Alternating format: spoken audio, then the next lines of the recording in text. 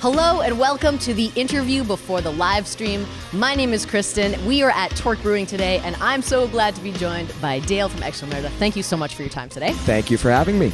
I am really looking forward to your band's stream. They are going to be streaming live on Red Tie Live, which you can find on the Facebook page on Saturday, May 28th at 4 p.m.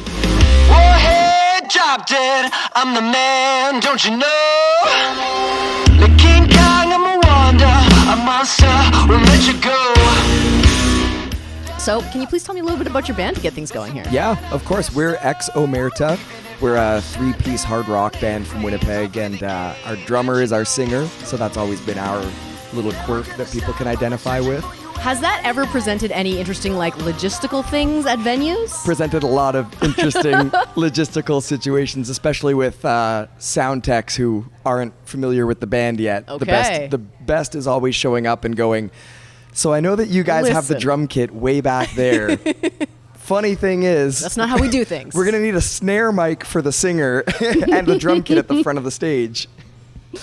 Awesome. So you guys have been playing together since 2017-ish? Scott, who's our lead singer and drummer, and myself, we've been playing together since we were kids. Okay. This project was formed in 2017 with our bass player, Spencer Bauer. We were playing funk music. That's fun. Spencer joined and had an amazing distorted bass sound that I'd never heard. And we're going to go this way now. Yep. And we've been chasing it that way ever since. And we really liked the new direction that it went in from there. So we ended up making a couple records with it and continue to release music. Okay, so you had a self-titled record in 2019. Do you have any other full lengths or? We did a full length, kind of a live remix album of that debut. Okay. So it's called the Second Take Sessions. Uh-huh. The first album was just a plain black cover. So this one was the plain white cover. And it's mostly acoustic, but there's some keyboard shredding that all three of us do. There's some different instrumentation, and it's just a new take on the same songs. That's cool. That's a YouTube exclusive. I was going to say, I did see it on your YouTube page, and I was going to ask about it, but now we can cross that off the list. There we go. Thank you. So the band name, I'm a bit of a word nerd, so of course I Googled it. Yeah. Is anybody in the band Italian or have any ties to the mafia? Legally speaking, no. Cannot say. That's right. Legally, I'm not going to say. No, it was just we needed to reform our name because, unfortunately, our name was Ralph. Okay. And there is another it's artist. It's very hard to find Ralph when you Google Ralph. And another artist started using that name actually right around the time that we had started to try to release music. Mm-hmm. And we ended up in a weird situation where we had their plane tickets to fly down to South by Southwest. Oh, no. I mean, yay, but also, oops. It was very last minute when we realized that they weren't our plane tickets. Oh, no. And we said we should probably pick a different name.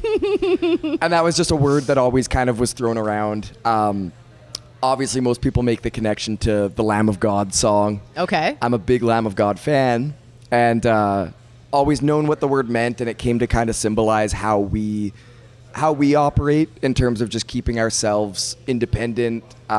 Even now having a label and having management, we record all of our own music. If you ever look through the engineering and production credits for any of the songs, it's me and Scott recording everything and producing everything after the fact. So the Omerta word just lent itself to be meaningful for that type of work. So in a lot of the stuff that's been written about you, about your band, they compare you to Queens of the Stone Age, Royal Blood, White Stripes comes up a lot. What would someone be surprised to learn would be an influence? Most of the influences, I would say. Well, the funk thing you just mentioned kind of threw me for a loop. So you guys got to come from varied musical backgrounds. That's right. Yeah, Scott was very much raised on a lot of jam bands. Mm-hmm. Dave Matthews Band is still his all-time favorite, Fun. I think. We were both enormous Primus fans, and that kind of evolved into getting into the Red Hot Chili Peppers early discography before they were anything. Yep. And we've still loved that and still... those bass lines from those weird funk albums from back in the day are usually how riffs of ours get made.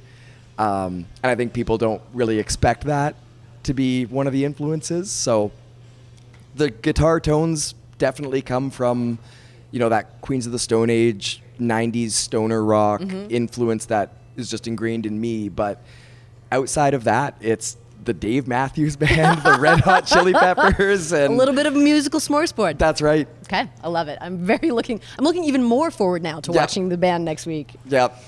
Okay, so when I was looking at your website and some of your social media posts, some of the words that were popping out for me were hope and optimism and love.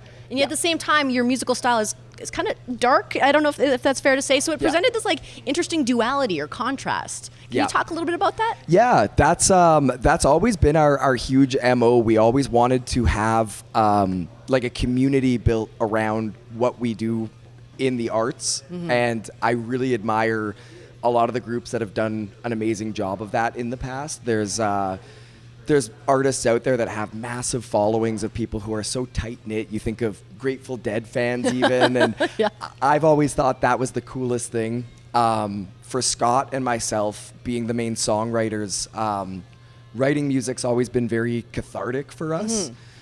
And it's a way to express some of that darkness, I guess. In a healthy way. But in a healthy way, and in a way that we always try to lyrically let people in on things. And instead of having it be too vague or too closed off, we try to make it very who else has ever felt this way? So that's why our first album starts with the song 10 out of 10.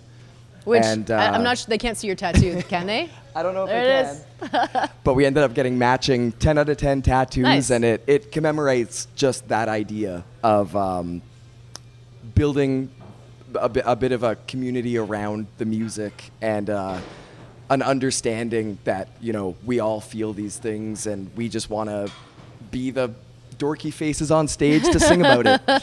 That's nice. I really like that sentiment because there's definitely a time and place for dark stuff and being in your feelings and a little bit of wallowing. But if you are trying to build that community, you have to do it by building each other up, right? That's you right. Can't keep yourselves in that low place. 100%. I love that. Yeah. So we talked about your self-titled album that you put out in 2019 and the Second Take sessions. Thank you, Second Yeah. Take. So you haven't put out really a full album since those, but you have That's right. released a number of singles. Yeah. Do you think there's something to be said about the idea of how we consume music on streaming platforms that's almost better served with singles than maybe a full album? That certainly is. Yeah. The music industry changes so fast and so often in ways that I think a lot of artists don't naturally just don't keep up with. I mean, our job is to be writing music. It's not to be analyzing the market or anything. But That's what business managers are for. That's right.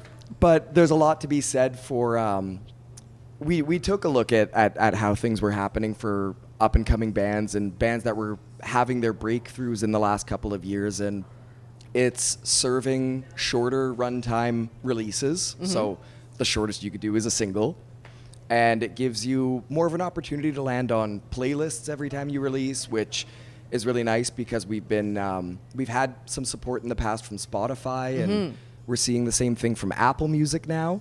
And I don't necessarily think it's a thing of we're getting so much better. I think it's just that we are doing it all the time. And we're trying to release music every 2 months or so at this point. And we have 6 years of music if we want to keep doing that. So it definitely, it helps in today's day and age to be more single-oriented if you can make sense of it for your band or your career. Yeah, it's interesting. Which for us, it does make sense right now because we don't know what we want to do for an album. Okay, so, my next question was going to be, was there any plans to put any of those singles together? But we'll put that aside for now.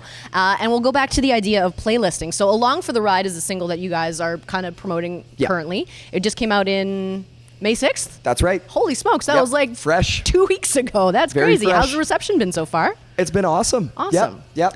It gained traction a little bit quicker and in a little bit of a better way than some of our past releases have, which is just another signal that the current strategy seems to be working. So that's Nice. great. And so that one is on a Spotify playlist, and I think Thought This Was Love, over 3,000 streams? That's right. That's very cool. Yeah. So what has your experience been with getting on playlists? Is that something that you have to work towards, or is that something that kind of comes to you? What's the balance? Spotify, one of the things that makes that platform really awesome as an artist is that it's very transparent and there's a very direct, artist to rep sort of pipeline where you can pitch directly to the editors with your song. Of course, I heard the number one time, and maybe you would know it, but I can't remember it. It's something like 60,000 songs a day are uploaded to. It's some insane number. Yeah. So you are competing with all of that, but we've learned how to go about making our productions sound right to fit us, and also to continue growing.